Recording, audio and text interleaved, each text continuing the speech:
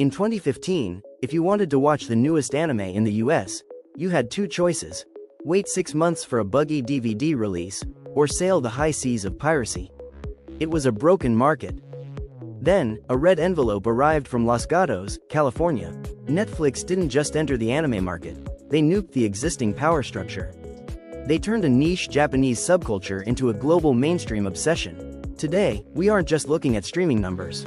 We are breaking down the Netflix effect, how one algorithm rewritten the rules of production, profit, and power for the entire anime world. This is the trillion-yen data dump. Let's get to work.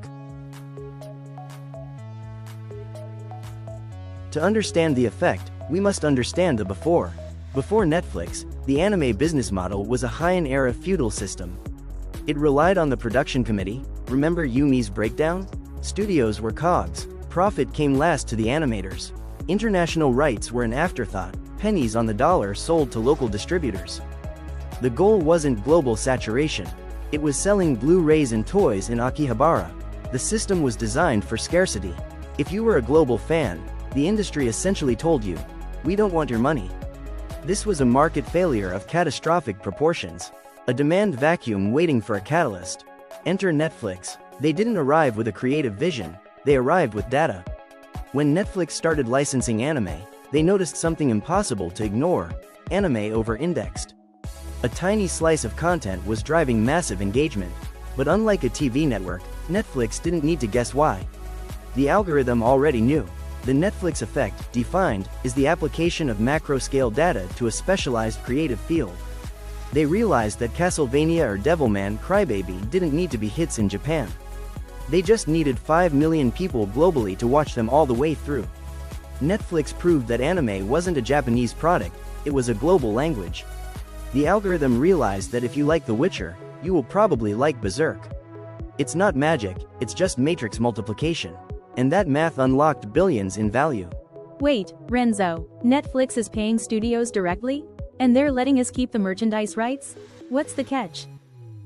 Precisely. The Standard Production Committee gives a studio a flat fee and zero back-end. They are freelancers. The Netflix model offered studios something revolutionary: capital and creative freedom. By funding originals like Baki or Kengan Ashura directly, Netflix cut out the committees. For studios like MAPPA or Production IG, this was S-rank validation. They got the budget to innovate, hello, CGI Chainsaw Man, and the security of a global release on day one.